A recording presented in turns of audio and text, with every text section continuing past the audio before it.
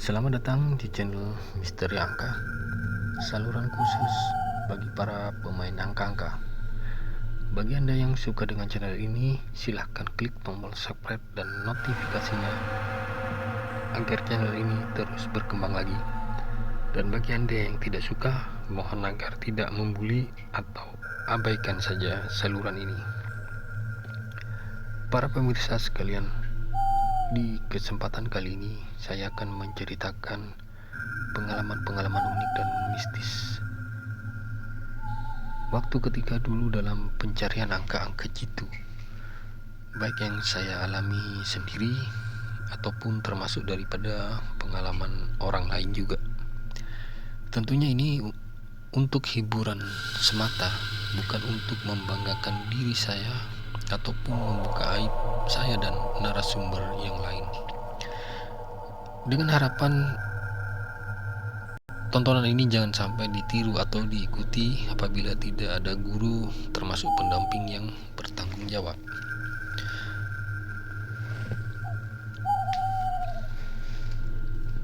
Ya, ini untuk menjaga kita agar jangan sampai terjadi hal-hal di luar dugaan yang bisa mengakibatkan fatal untuk keselamatan kita.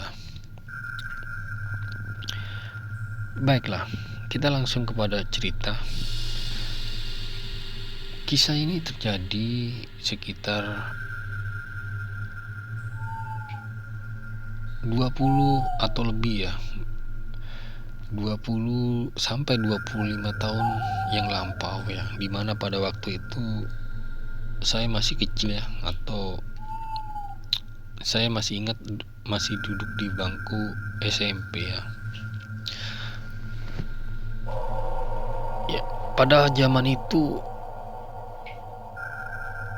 untuk permainan angka-angka masih legal ya, atau resmi, karena memang resmi dari pemerintah ya, yaitu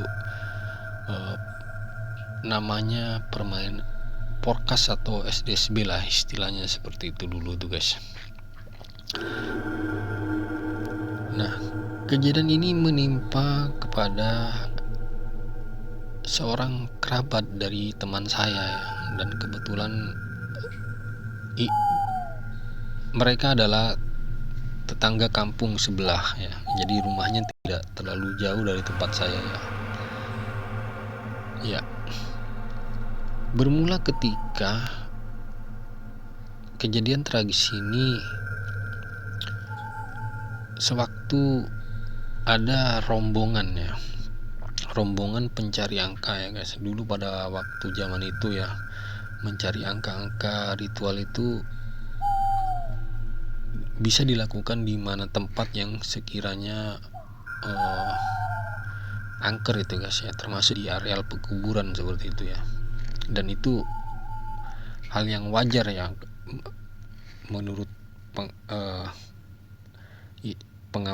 pengamatan saya pada waktu itu.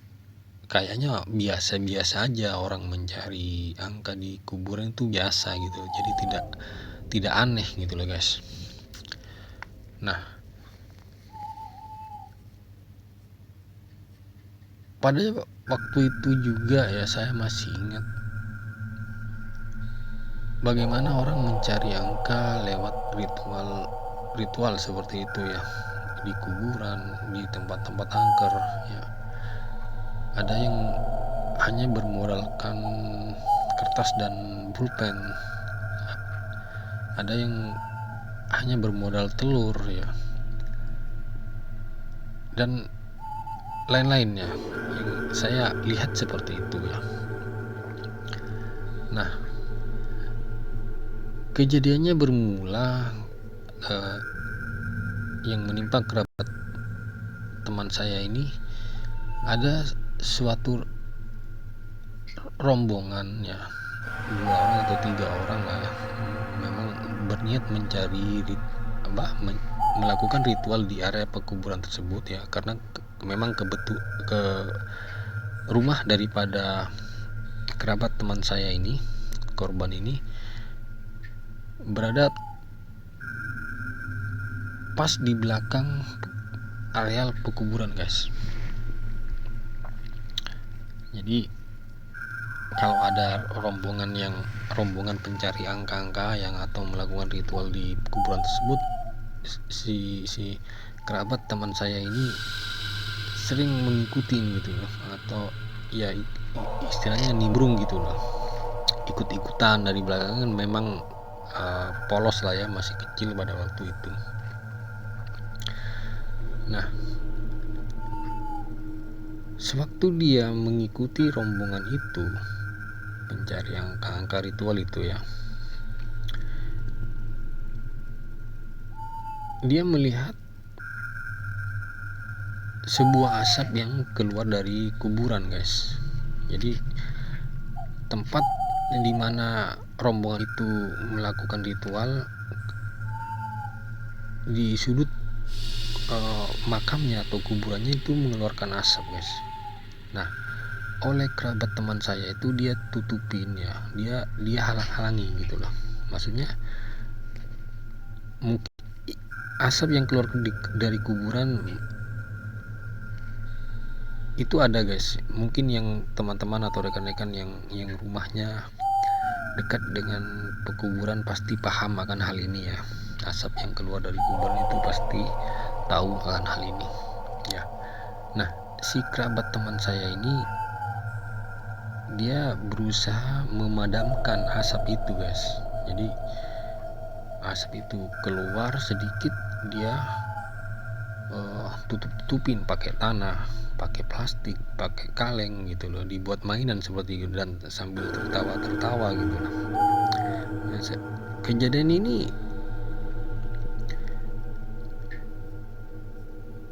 sering gitu loh dianggap lelucon, guys. Kalau orang yang memang rumahnya di belakang pekuburan seperti itu atau di sekitar pekuburan ini memang kadang-kadang dibuat mainan gitu loh. Tetapi fatal akibatnya, guys. Ya, fatal karena memang ya otomatis kalah kita ya. Apalagi hanya seorang bocah pada waktu itu yang melakukan hal ini ya. Nah, kerabat teman saya ini dia sambil mainkan asap itu mau keluar, dia tutupin terus. Baru keluar sedikit, dia tutupin atau dia timpukin pakai abu gitu loh, atau pakai tanah gitu loh, guys. Nah, asap entah bagaimana asap itu tidak jadi keluar, guys. Tidak jadi keluar karena memang dihalang-halangi terus gitu. Nah, selesai daripada ritual itu, rombongan tersebut balik dan teman saya juga dan kerabat dari teman saya ini kembali juga ke rumahnya gitu. Tidak ada keanehan, tetapi keanehan terjadi sewaktu bangun dari tidur ya, paginya gitu loh, guys.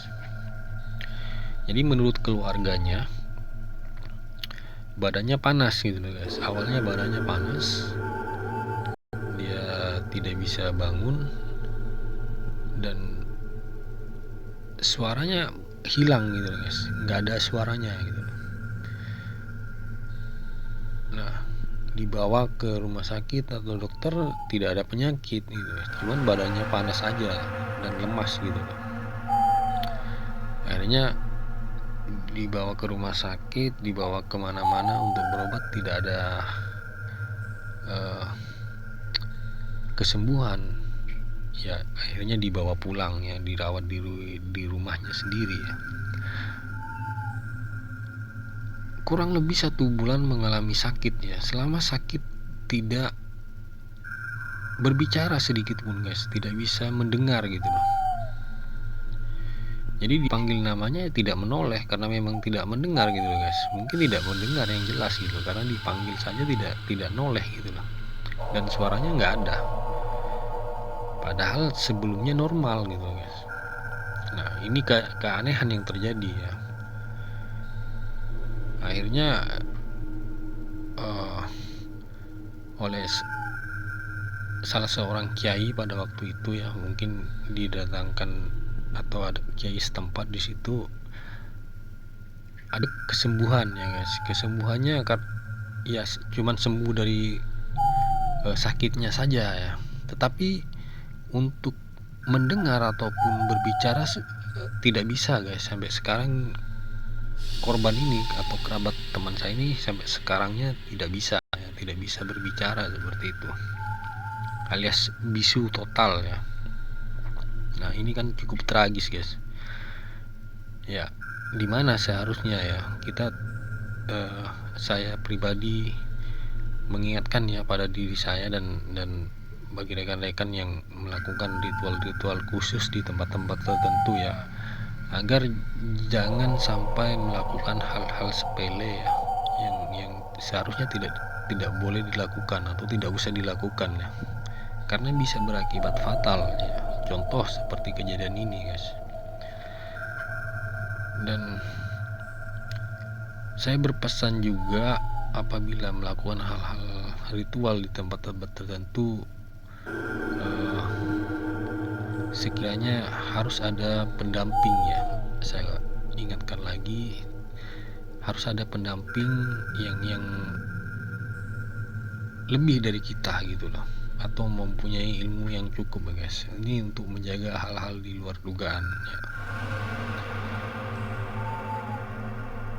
Ya, pelajaran yang atau kesimpulan yang saya mau sampaikan di sini yaitu,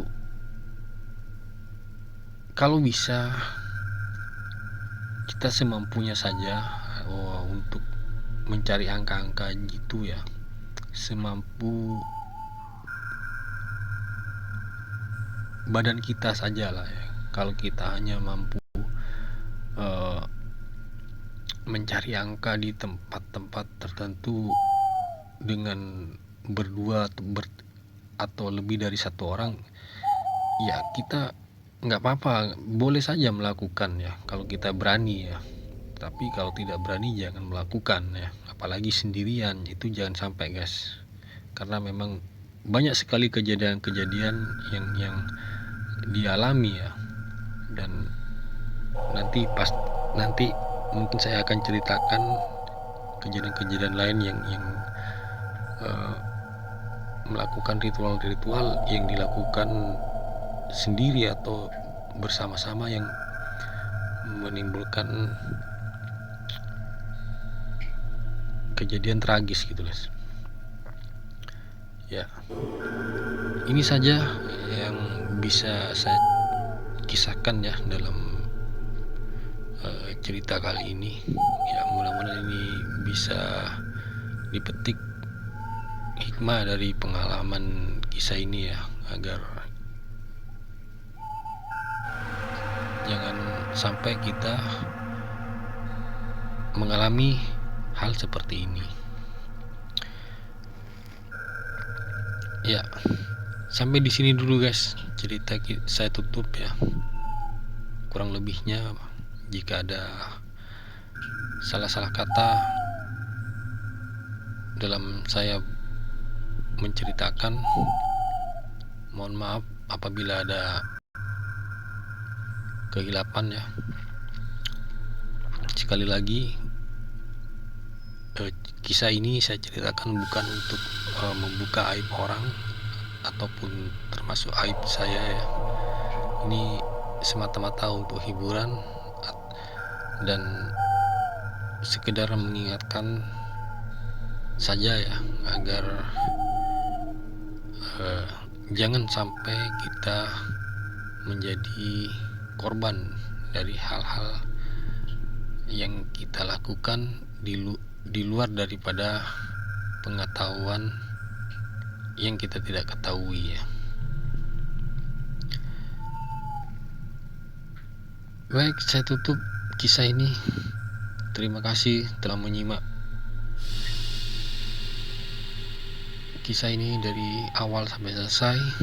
Sampai jumpa lagi di kisah-kisah lainnya. Tetap di channel Misteri Angka.